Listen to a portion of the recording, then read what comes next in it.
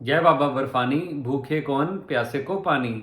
Hello friends, welcome to my YouTube channel. मैं हूं आपका होस्ट सुशील गोयल। उम्मीद करता हूं आप सब लोग राजी खुशी होंगे और आपने अब तक अमरनाथ यात्रा की रजिस्ट्रेशन भी करा ली होगी। और अगर आपने अमरनाथ यात्रा की रजिस्ट्रेशन अब तक नहीं कराई है तो आपको बता देना चाहता हूं कि अमरनाथ यात्रा के लिए कई तरीकों से रजिस्ट्रेशन होती है, जैसे online registration, offline registration, group registration, on spot registration. तो आप इन तरीकों में से किसी भी तरीके से अपनी रजिस्ट्रेशन करा सकते हैं। और इन सब के बारे में मैं अब तक सारी वीडियोस बना चुका हूँ। आप ऊपर आई बटन को दबाकर वो प्लेलिस्ट ओपन कर सकते हैं और उसमें आपको फॉर्म कैसे भरना है से लेके हर तरह की रजिस्ट्रेशन के बारे में मैं सब कुछ बता चुका हूँ। आप वो वीडियो देख के अपनी रजिस्ट्रेशन कंप्लीट कर सकते हैं। इस वीडियो में आपके 4 टॉपिक कवर करूंगा। सबसे पहले मैं आपको बताऊंगा कि पहलगाम और बाल्टल रास्ते में डिफरेंस क्या है और क्यों मैं आपको कहता हूं कि पहलगाम जो फर्स्ट टाइम श्रद्धालु जा रहे हैं उनको पहलगाम से ही जाना चाहिए। और उसके बाद मैं आपको बताऊंगा कि अमरनाथ यात्रा पर जाते हुए आपको रहने के लिए कौन कौन सी सुविधाएं मिलेंगी। उसके बाद थर्ड नंबर पर मैं आपको बताऊंगा कि इस यात्रा में आपका खर्चा कितना आएगा। और सबसे लास्ट में आपको बताऊंगा कि आपको इस जर्नी में एक्सपेक्टेड कितने दिन लगेंगे। तो दोस्तों, वीडियो स्टार्ट करने से पहले कहना चाहूँगा कि अगर आपने मेरा चैनल अब तक सब्सक्राइब नहीं किया है तो चैनल जल्दी से सब्सक्राइब कर लें और बेल आइकन को जरूर दबाएं ताकि आपको मेरी आने वाली वीडियो के नोटिफिकेशन मिलते रहें। तो दोस्तों, वीडियो स्टार्ट करते हैं। सबसे पहले मैं आपको बताता हूँ कि पहलगाम और बाल्टल रास्ते में डिफरेंस क्या है। दोस्तों, जो पहलगाम का रास्ता है, जो कि मैं पहले भी कई वीडियो में बता चुका हूँ कि वो ट्रेडिशनल रूट है जहाँ से भोले बाबा पार्वती माता को अमरनाथ जी की कथा सुनाने के लिए लेकर गए थे। एक तो सबसे बात ये बेस्ट है जो इस रूट से हमें जाने के लिए प्रेरित करती है। और दूसरा, मैं मानता हूँ कि जो पहलगाम का रास्ता है वो 32 किलोमीटर का है और वो जो बाल्टल का रास्ता है वो सिर्फ 14 किलोमीटर का है। मगर दोनों में फ़र्क ये है कि जो पहलगाम का रास्ता 32 किलोमीटर का है इसमें अप एंड डाउन्स आते रहते हैं, बीच में चढ़ाई आ गई फिर उतराई आ गई, जिससे आपका रास्ता बैलेंस रहता है, चढ़ गए उतर गए। मगर जो बाल्टल का रास्ता है उसमें ऐसा नहीं है। जाते हुए 14 किलोमीटर की आपने खड़ी चढ़ाई चढ़नी है और वापसी में 14 किलोमीटर की खड़ी उतराई उतरनी है। ये सबसे बड़ा डिफरेंस है। उसके बाद ऐसा है कि अगर आप पहलगाम चंदनवाड़ी से पैदल यात्रा स्टार्ट करते हैं तो आपको 32 किलोमीटर जाते हुए रास्ते में खाने के लिए हर 2-4 किलोमीटर पे कई सारे लंगर मिल जाएंगे और जिससे आपको रास्ते में कोई भी परेशानी नहीं होगी। और इन लंगरों पर भोले बाबा के भजन चलते रहते हैं और यहाँ पर श्रद्धालु मस्ती में डूबे हुए नाचते हैं, गाते हैं, पूरा इंजॉय करते हैं। आप भी जब अगले पड़ाव पर पहुंचोगे तो आपकी सारी थकान वहां पे आके दूर हो जाती है और आप भी वहां पे कुछ देर रेस्ट करते हैं और आप उनके साथ नाचते गाते हैं और फिर आप अगले पड़ाव पर जाने के लिए तैयार हो जाते हो। इससे आपके हर कुछ कुछ टाइम में पड़ाव आने से आपका इंजॉय बना रहता है और आपको रास्ता पूरा मजा आता है। और ऊपर से व्यू तो दोनों साइड ही पूरे हैं। मगर बालटाल के रास्ते में ऐसा नहीं है। बालटाल के रास्ते में जैसे कि आपने चेक पोस्ट क्रॉस कर दी उसके बाद आपको रास्ते में कोई भी लंगर नहीं मिलेगा। आपने सिर्फ चढ़ाई चढ़ी जानी है और गुफा पर जाकर ही आपको लंगर मिलेंगे।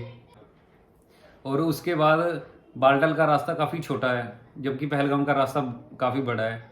वहाँ पे लैंडस्लाइडिंग अमरनाथ यात्रा पे होती रहती है और छोटा रास्ता होने की वजह से जो बालटाल का रास्ता है बहुत जल्दी बंद हो जाता है। जब भी लैंडस्लाइड हुई, जब तक वो रास्ता क्लियर नहीं होता तब तक बालटाल का रास्ता बंद रहता है।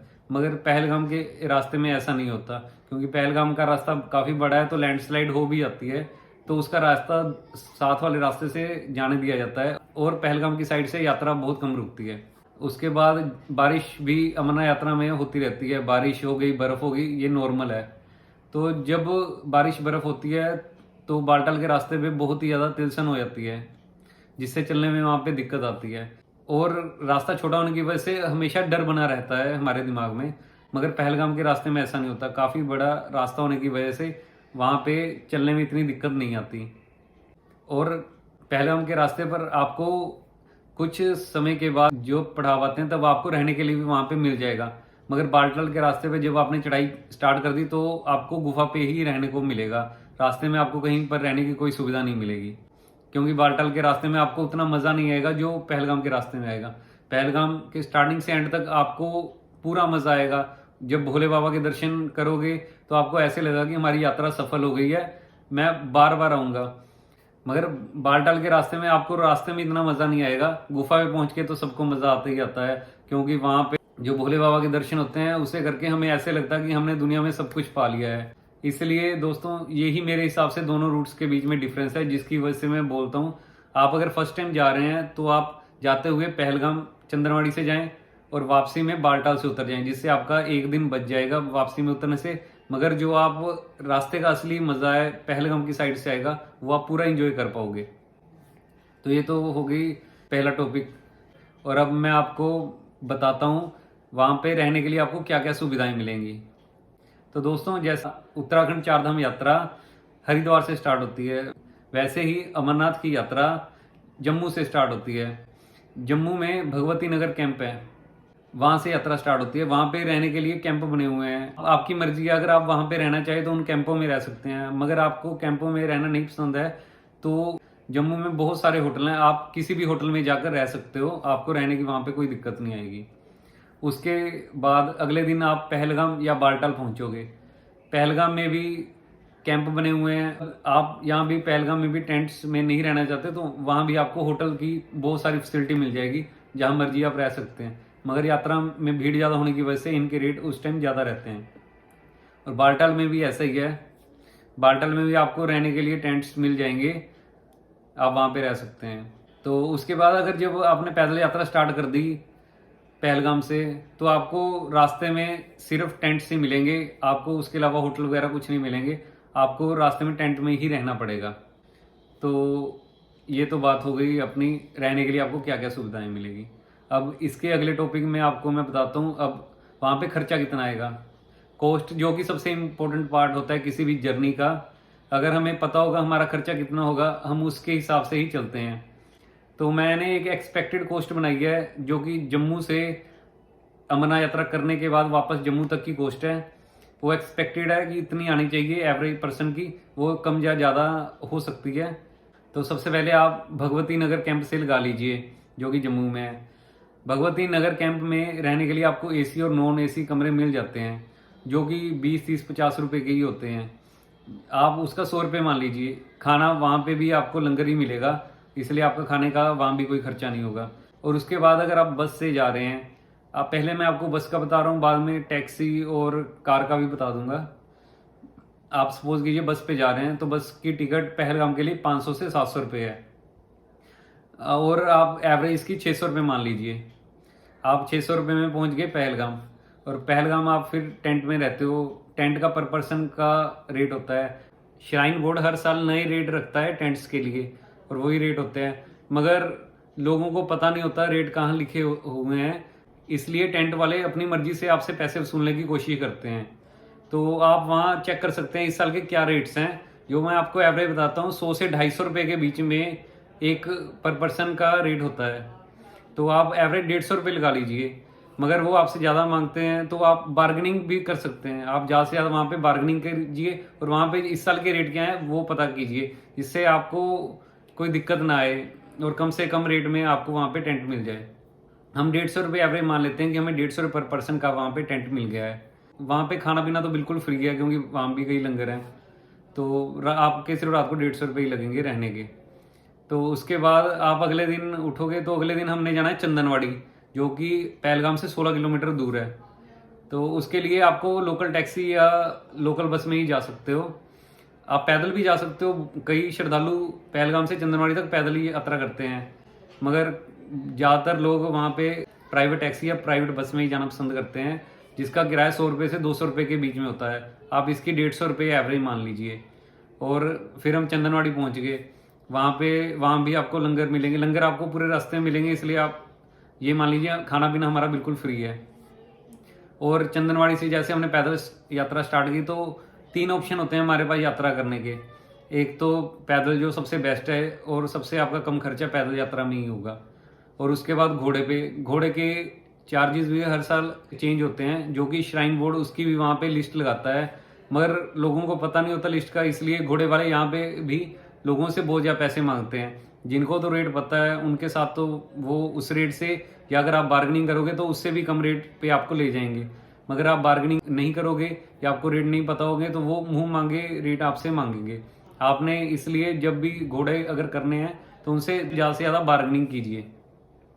तो घोड़े, और तीसरा है पालकी। पालकी तो बहुत ही ज़्यादा महंगी होती है, वो इसलिए पालकी तो आप ना ही करने की कोशिश करें। पालकी इन केस तभी करनी पड़ती है अगर जो आपके साथ जा रहा है उसका वेट ज़्यादा है और वो घोड़े वाले, ज़्यादा वेट वाले पर्सन को घोड़े पे नहीं बिठाते, तो इस केस में, और अगर वो बंदा पैदल नहीं चल सकता तो उसको पालकी करनी पड़ती है। मतलब पालकी की कॉस्ट हेलीकॉप्टर की कॉस्ट से भी ज़्यादा होती है, इसलिए मैं यही कहूँगा कि आप वहाँ पालकी पे जाने से परहेज करें। इससे अच्छा, अगर आपको चलने में दिक्कत है, घोड़े पे बैठने से भी दिक्कत है, तो आप पहले ही हेलीकॉप्टर बुक करके जाएं, जो पालकी के मुकाबले काफ़ी सस्ता पड़ता है।